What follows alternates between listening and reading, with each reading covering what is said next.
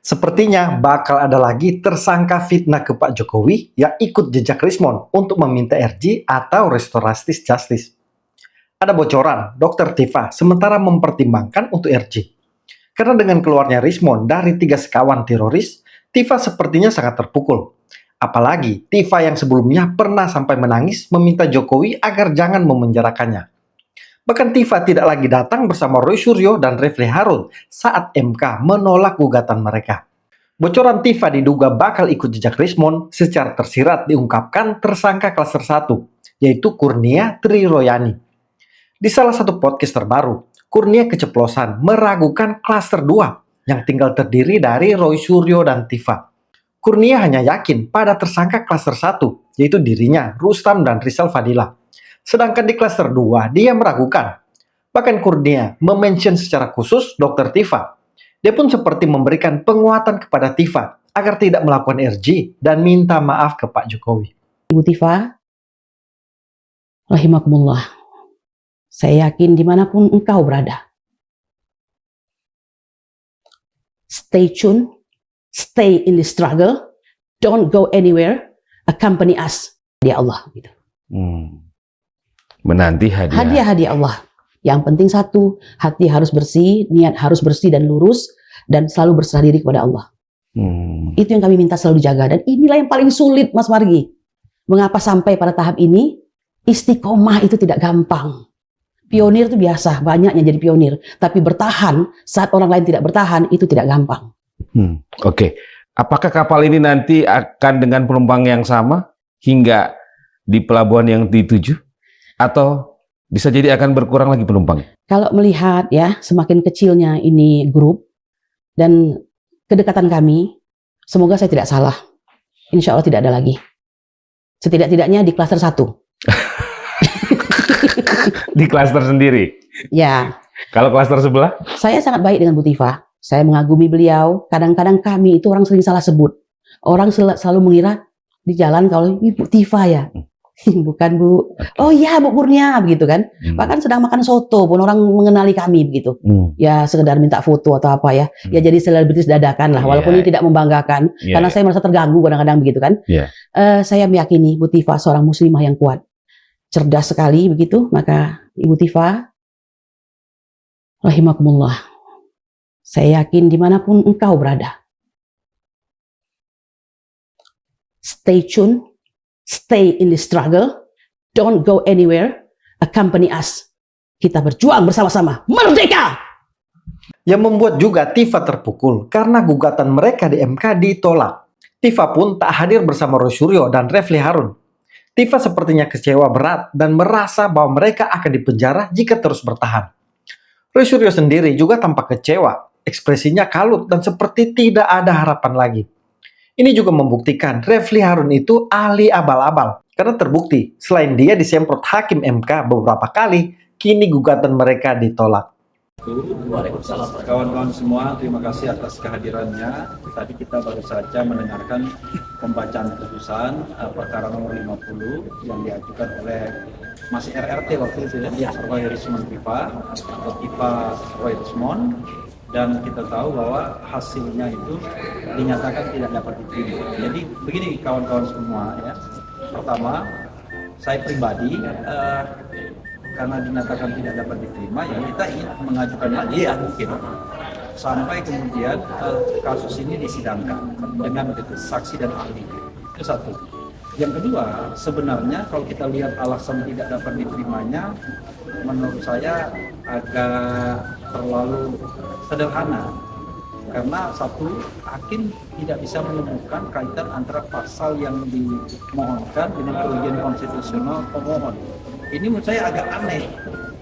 Kan mereka sepatutnya tahu bahwa pasal-pasal yang dimohonkan itu adalah pasal-pasal yang terkait dengan penersangkaan Mas Roy dan Dr. Tifa, ya kan, termasuk Rismond. Jadi kalau mereka mengatakan tidak ada kaitannya, tidak ada hubungannya, saya merasa aneh. Salah satu hak konstitusional yang dimiliki oleh Mas Roy, Dr. Tifa dan Rismond adalah hak atas kepastian hukum, hak atas perlindungan dan lain sebagainya. Nah, pemberlakuan pasal-pasal tersebut tidak memiliki kepastian. Bagaimana mungkin orang melakukan penelitian tiba-tiba kemudian dijadikan tersangka? Ya.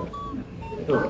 Lalu berikutnya dia berkeberatan bahwa hanya peneliti yang dilindungi, hanya akademisi yang dilindungi, hanya aktivis yang dilindungi. Nah, kalau memang hakim MK mau melebarkan permohonan, dia kan tidak ada halangan untuk mengatakan semua bisa kan gitu. Kita membatasi diri karena itulah kepentingan kita. Nanti ditanyakan kepentingan Anda apa? Makanya kepentingan kita katakan kepentingan kita adalah masalah ini adalah akademisi karena pernah mengajar, dia juga aktivis, kita tahu aktivitas sosialnya. Kemudian dia juga sebagai peneliti, paling tidak ada buku judul white paper.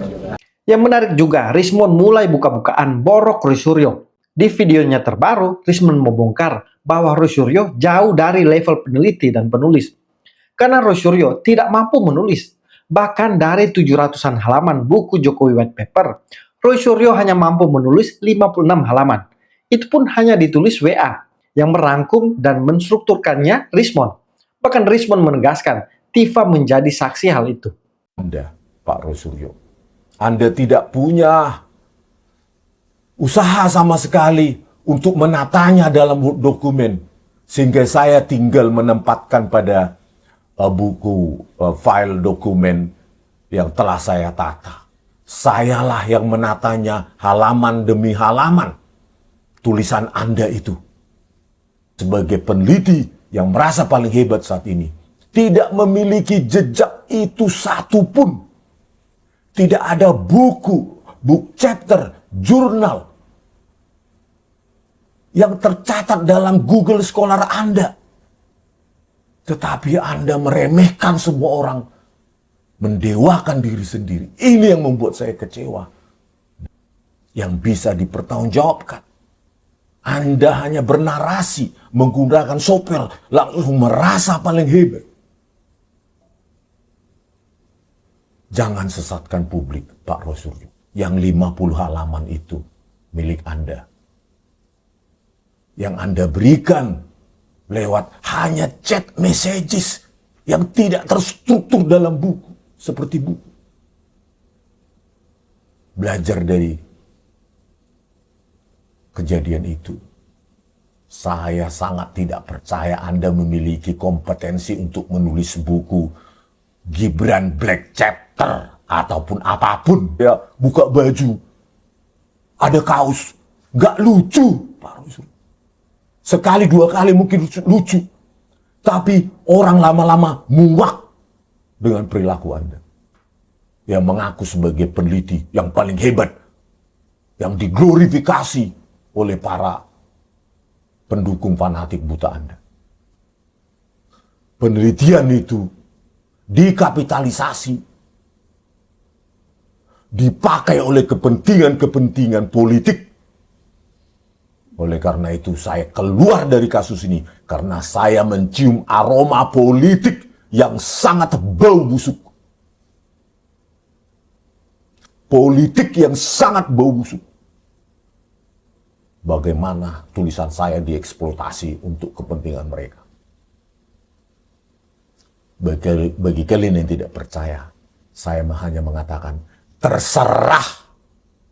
Kita akan lihat di pengadilan, apakah Pak Roy Suryo ini seorang peneliti, apakah hanya sekedar pendompleng dari kasus yang sedang populer. Roy Suryo yang terhormat, tulisan Anda hanya 50 halaman pertama yang ada pada buku Jokowi's White Paper.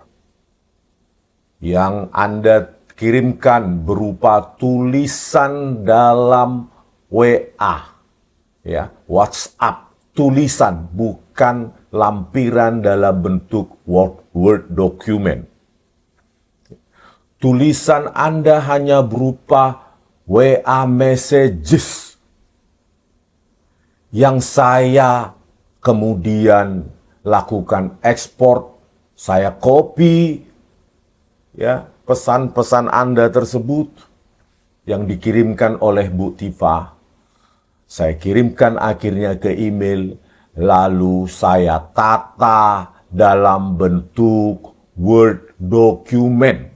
Saya layout sendiri, Sayalah melakukannya untuk Anda yang Anda sering mengaku sebagai peneliti yang maha pintar, maha hebat sejagat raya. Dari situ kalian bisa mengerti, saudara, bagaimana Pak Roy Suryo ini sebagai peneliti, tetapi tulisannya berupa WA messages, bukan dalam bentuk Word document. Ya. Saya sendirilah yang menatanya dan melayoutnya seperti yang ada, yang bisa kalian lihat pada buku Jokowi's White Paper. Saya seperti babu Anda, Pak Roy Suryo.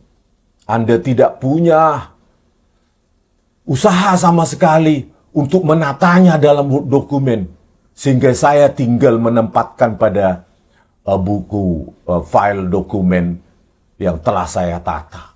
Sayalah yang menatanya halaman demi halaman tulisan Anda itu.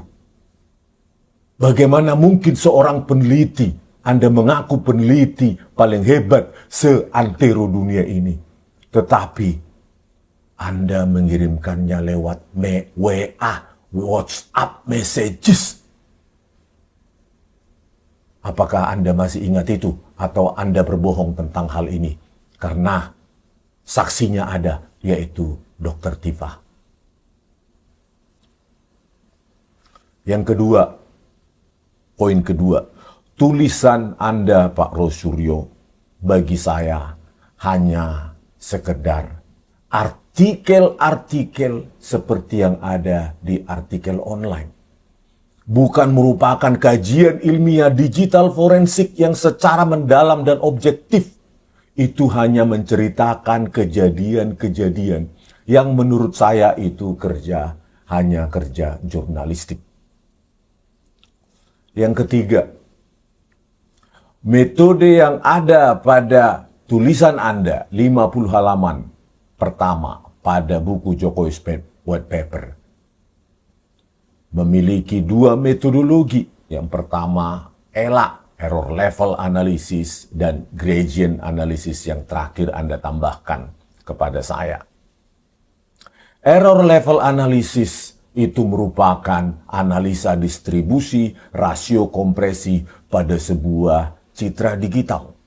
Sementara gradient analysis adalah menganalisa slope atau kemiringan atau delta di antara piksel-piksel tertentu dalam sebuah region yang menganalisa perubahan nilai intensitas di piksel-piksel tetangga. Apa yang Anda tuliskan hanyalah sekedar produk atau output dari software yang Anda gunakan, yang tidak Anda jelaskan bagaimana parameter tuning itu dilakukan, bagaimana threshold itu Anda lakukan. Disinilah tidak adanya nilai keilmiahan, yaitu hanya sekedar memasukkan citra digital masukan ke dalam sebuah software, lalu Anda katakan itu ilmiah. Karena saya yakin Anda tidak memiliki pondasi matematika yang menjadi dasar ilmu digital image processing, yaitu matematika teknik, matematika numerik, ya, atau analisa numerik, sistem linear, sistem tak linear, diferensial, matematika lanjut, dan lainnya, dan lainnya. Sehingga Anda tidak menganalisanya secara mendalam. Seperti tulisan saya sebanyak 480 halaman lebih di dalam buku Jokowi's White Paper. Itulah objektivitas kita sebagai pertanggungjawaban sebagai seorang peneliti. Yang keempat, Anda sekarang mendengung-dengungkan, mendeklarasikan sebagai seorang peneliti yang paling hebat di Indonesia ini, bahwa orang yang bertentangan dengan Anda Anda anggap salah. Anda anggap Anda sepelekan semua argumentasi ilmiah orang lain. Karena Anda merasa orang yang paling hebat dalam digital forensik, dalam digital image processing. Meskipun ya Anda lulus sebagai S1 komunikasi politik, S2 kesehatan, dan lainnya. Kalau kita lihat jejak seorang peneliti, tentu ada buku yang diterbitkan secara profesional oleh penerbit lain, yang diteliti sehingga layak untuk diterbitkan. Ada jurnal, ada paper, ada book chapter, dan jejaknya tercatat setidaknya di dalam Google Scholar. Anda sebagai peneliti yang merasa paling hebat saat ini, tidak memiliki jejak itu satu pun. Tidak ada buku, book chapter, jurnal yang tercatat dalam Google Scholar Anda. Tetapi Anda meremehkan semua orang, mendewakan diri sendiri. Ini yang membuat saya kecewa. Dan saya mencurigai ya, adanya afiliasi politik. Makanya saya keluar dari kasus ini. Anda mendompleng tulisan saya, 480 halaman itu. Ini yang saya tidak suka.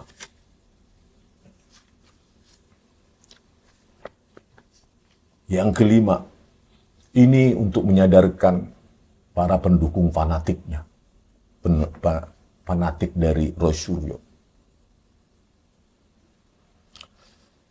Saya mengatakan, Pak Roy Suryo, janganlah sesatkan mereka dengan narasi Anda, dengan popularitas Anda di media sekarang. Ya, karena itu akan ditelanjangi di pengadilan. Karena Anda tidak pernah memiliki sejarah menulis tulisan ilmiah yang bisa dipertanggungjawabkan. Anda hanya bernarasi, menggunakan sopel, lalu merasa paling hebat. Jangan sesatkan publik, Pak Roy Suryo. Sadarlah. Jangan serang semua orang yang tidak berpendapat sama dengan Anda. Yang keenam, track record dalam penulisan buku JWP yang 50 halaman itu milik Anda. Yang Anda berikan lewat hanya chat messages yang tidak terstruktur dalam buku, seperti buku. Belajar dari kejadian itu. Saya sangat tidak percaya Anda memiliki kompetensi untuk menulis buku Gibran Black Chapter ataupun apapun tentang itu. Karena Anda tidak punya histori dalam menuliskan buku, Pak Roy Suryo. Tidak ada satupun catatan digital, catatan apapun mengenai Anda menuliskan sebuah buku, kecuali 50 halaman buku di dalam buku Jokowi's White Paper.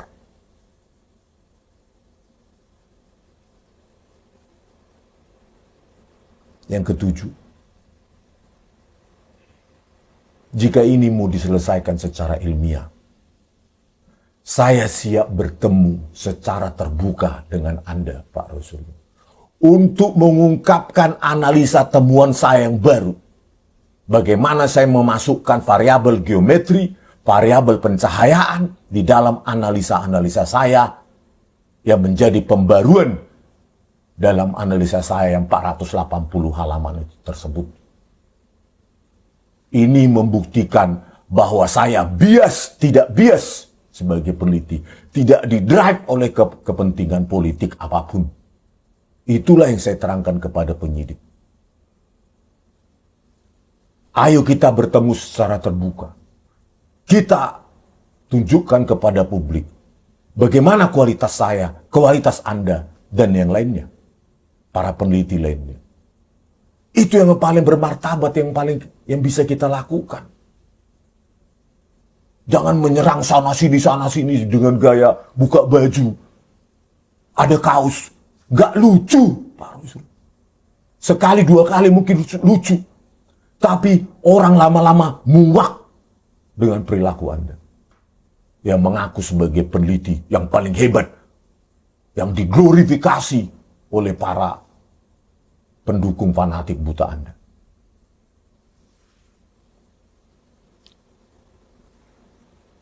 Yang kedelapan, moga ini yang terakhir, saya sebenarnya tidak ingin berhadapan dengan Anda di pengadilan. Sangat-sangat tidak ingin. Tetapi sebelum itu terjadi, sadarkan publik, Pak Roy Suryo. Sadarkan, Anda tidak punya kemampuan di sini. Anda tidak punya kemampuan baik teoritis maupun praktis dalam hal digital image processing. Kalau pesan saya ini tidak Anda dengarkan, apa boleh buat? Ya, lakukanlah sepuasmu sepanjang masih ada glorifikasi, puja-puji dari pendukung fanatik Anda. Ya, bagi pendukung fanatik Roy Suryo, bacalah buku Jokowi's White Paper. 50 halaman pertama itulah sebenarnya kemampuan dari Roy Suryo yang Anda agung-agungkan. Yang merasa peneliti paling hebat sedunia ini, meskipun tidak pernah punya jejak tulisan apapun. Lihatlah janji-janjinya menuliskan apapun. Menuliskan Gibran Black Chapter dan lainnya. Itu hanyalah omong kosong. Pelajaran saya dalam kasus Jokowi's White Paper, saya tidak mau ada orang yang mendompleng tulisan saya. Ada orang yang merasa paling hebat, ternyata hanya menyuplai data dalam bentuk chat, WA messages. Dan di luaran sana dia mengaku orang yang paling hebat. Orang yang paling analisanya yang perlu didengar dari televisi ke televisi.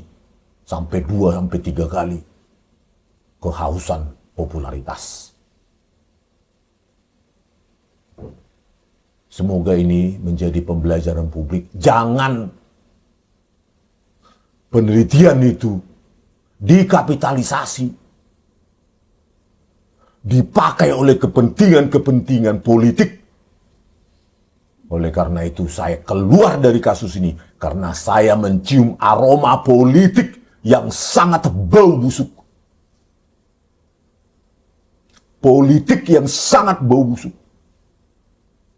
Bagaimana tulisan saya dieksploitasi untuk kepentingan mereka.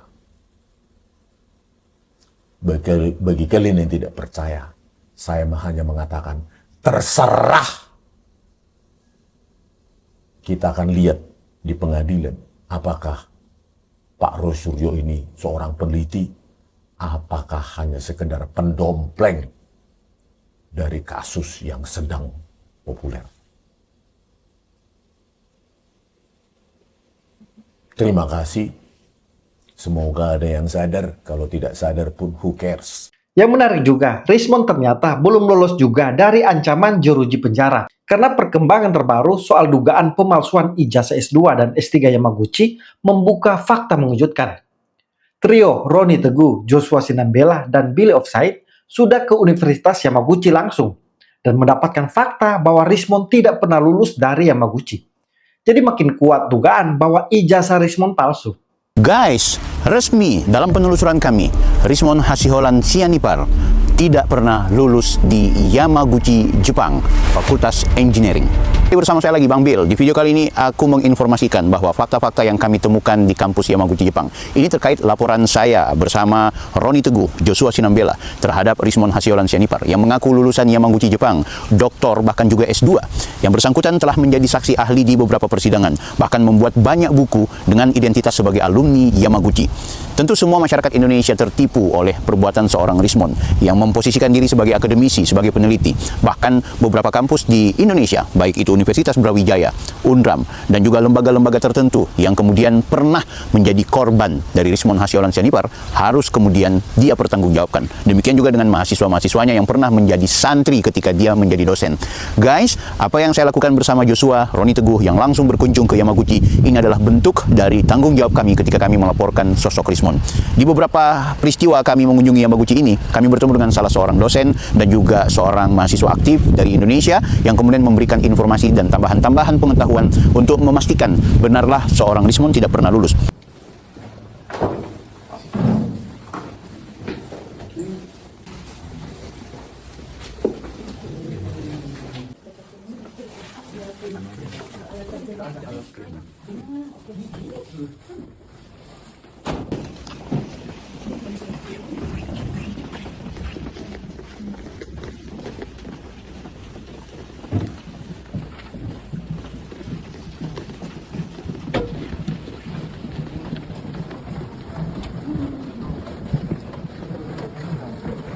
Demikian juga dengan Pak Roni Teguh yang kemudian korespondensi dengan pihak kampus, dalam hal ini perpustakaan, langsung bertemu dengan pihak yang membalas email. Di mana email yang pernah disampaikan adalah mereka tidak pernah menemukan ijazah sebagaimana miliknya Rismon Sianipar dan juga tidak pernah menemukan disertasi dan tesis milik dari Rismon Hasyolan Sianipar.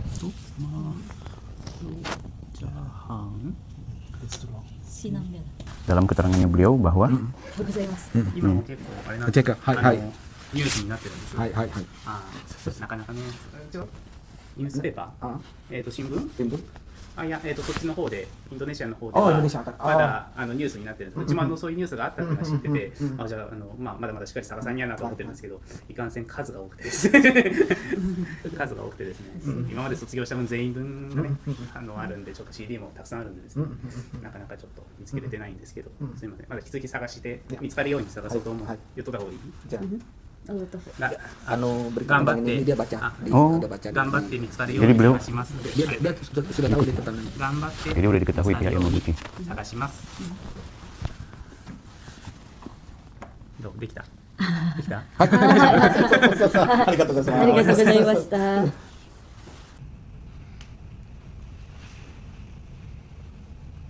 かる？そういうの結構前ですよね。うん5月いや、メインカラーは特に Guys, ini adalah ruangan perpustakaan. Jadi tadi kami sempat audiensi dengan pihak pengelola, termasuk juga diberikan kesempatan untuk melakukan penelusuran. Memang data yang disampaikan oleh Pak Roni Teguh terkait judul tesis dan judul disertasi miliknya Rismon Hasyolan Sianipar itu dipastikan tidak tertera di kampus ini. Dalam hal ini adalah pihak pengelola perpustakaan. Dan tentu kita masih akan terus menggali informasi. Bahkan kami juga akan diberikan kesempatan untuk silahkan mengecek seluruh tesis dan disertasi yang ada ruangan khusus. Kita akan lihat nanti seperti apa. Apakah kemudian masih bisa membawa kamera, karena jujur kita tadi di saat mengambil gambar juga mendapat teguran. Tapi ini saya mengambil di sela-sela. Oke, sekali lagi satu temuan baru bahwa disertasi dan tesis yang disampaikan oleh Rismon Sianipar itu tidak ada di kampus Yamaguchi, spesialnya di Fakultas Engineering. Oke. Benarlah apa yang sudah kami lakukan dan tidak sia-sia kami datang ke Jepang. Dan tentu meski Rismon Hasyolan Sianipar sudah RJ bersama Pak Jokowi dalam konteks kisru ijazah Pak Jokowi, dia juga tetap harus mempertanggungjawabkan apa yang sudah dia perbuat terkait pemalsuan dokumen yang kemudian menipu publik Indonesia. Kami juga memastikan akan membawa beberapa data atau dokumen resmi menjadi bukti tambahan yang akan saya share kepada pihak penyidik di Polda Metro Jaya sebagai penambahan bukti untuk memperkuat apa yang sudah kami laporkan. Dan perlu kami tegaskan guys bahwa ada juga dokumen-dokumen tertentu yang ini adalah kapasitas dari penyidik yang untuk melakukan penggalian informasi. Anda tentu mendengarkan informasi bahwa dia memalsukan identitas kematiannya. Anda mendengar juga kan bahwa dia memiliki dokumen-dokumen tertentu yang ternyata confirm bahwa itu adalah sesuatu yang dikategorikan tindak pidana. Nah, kita menantikan kerja dari penyidik yang konon bakal kembali ke Yamaguchi untuk kemudian menegaskan dan menambah informasi tersebut. Tentu kita membutuhkan semacam tanggung jawab dari Rismon Hasyolan Sianipar. Apakah yang bersangkutan akan mempertanggungjawabkannya, baik sebelum di persidangan atau sebelum diproses hukum lebih jauh, atau dia hanya akan menjawabnya di saat persidangan. Tentu kita berharap Rismon harus gentleman juga, jangan hanya dalam konteks ketika dia merasa takut dan mendatangi Pak Jokowi serta Gibran, tapi dalam hal identitas akademiknya dia justru lari dari tanggung jawab. Guys, yang paling menarik adalah ketika kami mengunjungi Yamaguchi Jepang, baik dosen-dosen, petugas-petugas atau pegawai, ternyata mereka sudah mendapatkan informasi lebih jauh. Mereka sudah tahu, mereka sudah mengenal, dan mereka juga sudah melakukan penelusuran karena sudah beredar di dunia maya. Sosok Rismon Hasyiolan Sianipar nampaknya oleh salah seorang dosen tadi itu justru merusak nama besar Yamaguchi Jepang. Wow, tentu perhatian dari pihak Yamaguchi ini akan diseriusi dalam konteks penyelidikan dan penyidikan yang dilakukan oleh pihak Interpol. Saya yakin bahwa Yamaguchi akan mempertahankan integritasnya dengan bekerja sama dengan pemerintah Indonesia untuk mengusut apa yang sudah dilakukan oleh Rismon Hasyiolan Sianipar. Luar biasa, sekali lagi info tentang Rismon Hasyiolan Sianipar dari Indonesia sudah tersebar di seluruh Yamaguchi Fakultas Engineering. Kita berada di Yamaguchi University Fakultas Engineeringnya. Disinilah tempat Mediang alias almarhum berfoto. Soalnya kalau mau dikaitkan dengan surat kematian dan itu. Dan kita temukan ya tempat dia berfoto ya. Oke, Bang Jo, sepintas setelah kita melakukan penelusuran di Yamaguchi, ada beberapa data yang konkret yang mengkonfirm apa yang sudah menjadi temuan kita, bahkan kita laporkan ke pihak yang berwajib. Apa pandangan Bang Jo melihat kampus ini dan sejarah hidup ya? Atau sekarang informasi hidup? Iya. Jadi kalau kita dengarkan dulu si Rismon itu mengaku-ngaku dari kampus top ya di Jepang, Yamaguchi University gitu ya. Setelah kita lakukan penelusuran gitu ya terkait dengan Rismon gitu ya, kita mendapatkan konfirmasi yang sangat valid gitu ya dari Tomomi Sumori bagian akademik ya Fakulti Engineering ya. Dia mengkonfirmasi email yang dikirimkan ke saya sehingga kita sudah tatap muka gitu ya, meskipun ada kendala bahasa mungkin ya, mereka tidak bisa bahasa Inggris ya, saya juga nggak bisa bahasa Jepang gitu ya. Jadi kita gunakan tadi penerjemah, tetapi terkonfirmasi bahwa bahwa informasi itu valid, sudah dilakukan pengecekan ya, dan bahwa ijazah tersebut tidak pernah mereka keluarkan gitu ya. Artinya memang ijazah S2 S3 tersebut tidak dikeluarkan oleh Yamaguchi, dan pasti kita bisa pastikan itu palsu lah gitu ya. Kita pastikan palsu. Kenapa? Karena mereka saja tidak mengakui gitu ya. Sehingga mudah-mudahan nanti teman-teman kepolisian itu bisa langsung bergerak ya, dan bisa menaikkan statusnya menjadi tersangka dan bisa langsung disidangkan lah ya. Harapan saya teman-teman di Indonesia terutama ya, teman-teman kita yang ada di sana, jangan lagi lah memanfaatkan apapun informasi dari mulutnya si Rismon ini gitu ya. Jangan percaya bahwa dia bisa mematahkan apapun. Dari awal kita sudah patahkan gitu ya, sehingga nggak perlu dia digunakan lagi untuk mengacaukan apa namanya yang ada di media ya. Mungkin bagi politisi itu hal-hal yang menarik, bagi mereka, bagi kami akademisi maupun praktisi gitu ya, peneliti gitu ya, itu hal yang sebaiknya dihindari lah ya. Kita tunggu saja mereka di pengadilan, kita pastikan semua hukum bisa ditegakkan lah ya. Mungkin itu dari saya. Oke, keren, luar biasa Bang Jo. Yang lucu juga, makin hari Refli Harun makin ketularan Roy Suryo. Halusinasi dan framingnya makin menyesatkan. Dia menuduh bahwa penyidik memalsukan ijazah Jokowi. Dia menuduh ijazah yang ditunjukkan penyidik di gelar perkara khusus waktu lalu adalah palsu.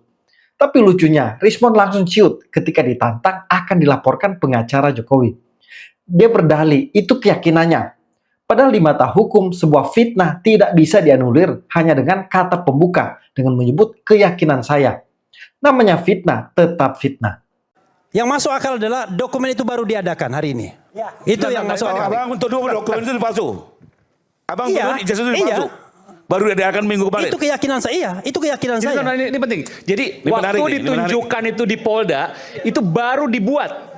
Ya ini tuduhan Bang Refli nih. Jadi kok tuduhan gimana? Tadi baru dibuat. Keyakinan itu nggak bisa dikriminalisasi. Pendapat saya adalah bahwa dokumen yang ditunjukkan pada tanggal 15 Desember 2025 bukan dokumen asli. Dan itu sama dengan keyakinan Roy Suryo 99,9 itu palsu.